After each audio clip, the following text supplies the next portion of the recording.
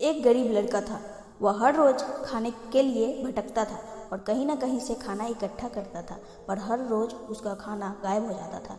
एक दिन उसे पता चला कि एक चूहा उसका खाना चुराता है, पर उसने उस चूहे को पकड़ा और उससे पूछा कि तुझे पता है मैं इतना गरीब हूँ, फिर भी तू मेरा खाना चुराता है। अगर तुम्हें चुराना ही है तो तू किसी अमीर का क्यों नहीं चुराती? तो चूहा बोला कि तेरी किस्मत में कुछ ही चीज़ें लिखी है, वही मिलेगा। भले तू कितनी ही कोशिश कर ले, भले तू कितना भी इकट्ठा कर ले, उसे अपने पास नहीं रख सकता।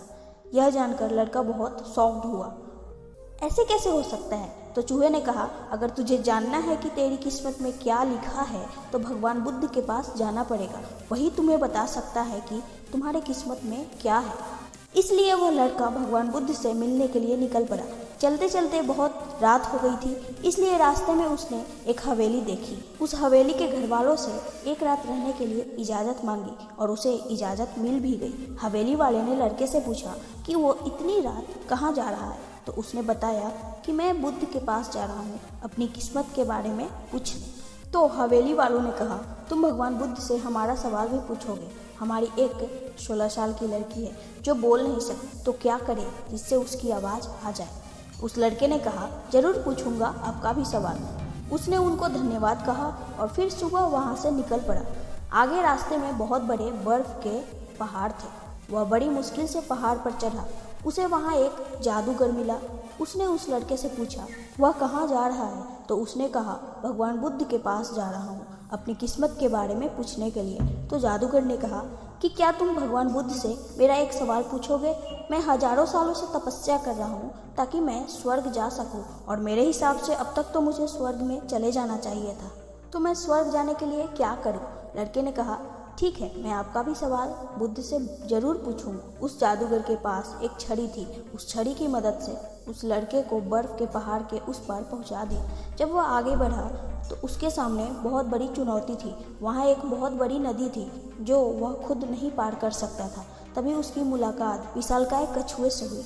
कछुआ उसे लेकर जाने के लिए तैयार हो गया। फिर कछुए ने भी उससे वही सवाल पूछा कि तुम कहाँ जा रहे हो? तो उसने सब बताया।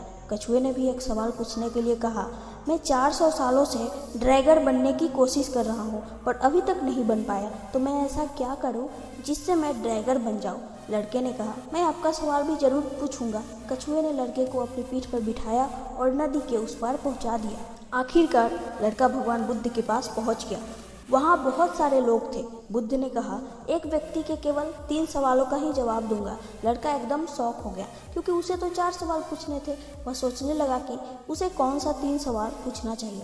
उसने कछुए के बारे में सोचा कि कछुआ 400 सालों से ड्रैगर बनने की कोशिश कर रहा है और जादूगर 1000 सालों से स्वर्ग जाने के लिए तपस्या कर रहा है, और वह लड़की बिना बोले कैसे पूरी जिंदगी निकाल सकती है। फिर खुद के बारे में सोचा कि मैं तो सिर्फ गरीब हूँ, मैं तो मांग कर भी अपनी ज़िंदगी गुजार सकता हूँ, पर कछुआ, जादूगर और लड़की की परेशानियाँ बहुत बड़ी है। तो लड़के ने उनके 3 सवाल भगवान से पूछे।